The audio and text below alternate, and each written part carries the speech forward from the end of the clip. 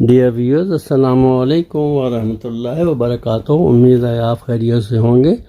آپ اپنے اسلامی یوٹیوب چینل MAKNMJA جو کہ فی سبیل اللہ ہے، اس کو آپ سبسکرائب کریں اور اس کی ہر ویڈیو کو لائک اور فارورڈ بھی کر دیا کریں۔ جزاک اللہ۔ میرا سوال آپ سے یہ ہے کہ مجھے کئی دوست ملے جن میں سے کچھ سیاہ ہے اور کچھ سنی۔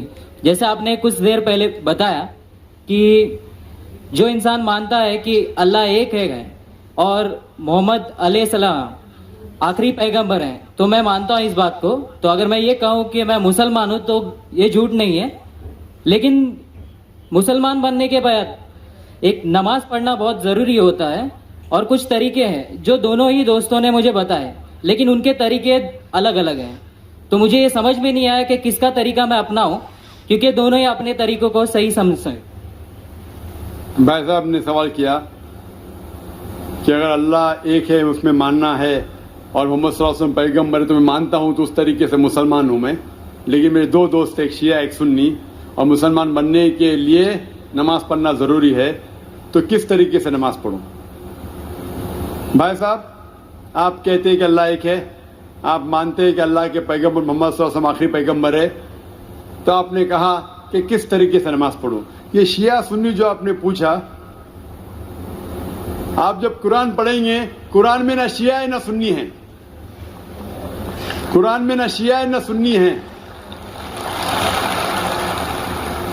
قرآن شریف میں کہا گیا ہے، سورہ عمران میں سورہ نمبر 3 آیت نمبر 103 میں، وَاعْتَصِمُوا بِحَبْلِ اللَّهِ جَمِيعًا وَلَا تَفَرَّقُوا، کہ آپ آپس میں اکٹھا ہو کے اللہ کی رسی کو مضبوطی سے پکڑو۔ اللہ کی رسی ہے قرآن اور صحیح حدیث۔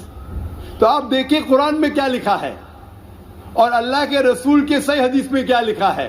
تو جو بھی آپ سے کچھ کہتا ہے، اگر قرآن اور صحیح حدیث کے مطابق ہے، آپ اس کی بات مانو۔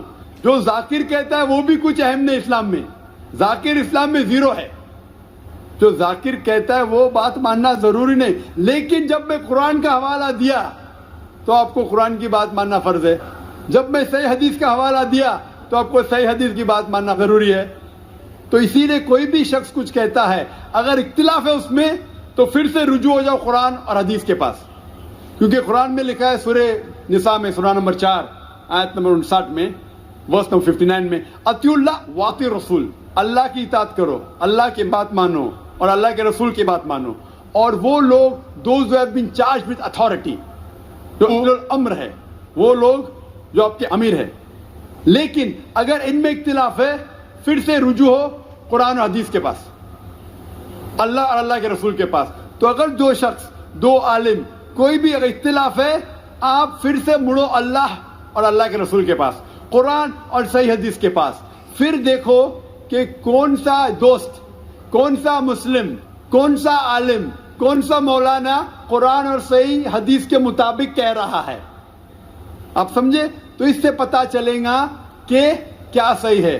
آپ بولتے ہیں کہ نماز پڑھنے کے طریقے میں اختلاف ہے، شروع میں کم از کم جو یکساں ہے وہ تو شروع کرو۔ اختلاف بہت تھوڑا ہے، نماز کے طریقے میں اختلاف بہت تھوڑا ہے، جو یکساں ہے وہ تو شروع کرو۔ اگر آپ مسلمان بننا چاہتے ہیں تو اتنا وقت کیوں لے رہے؟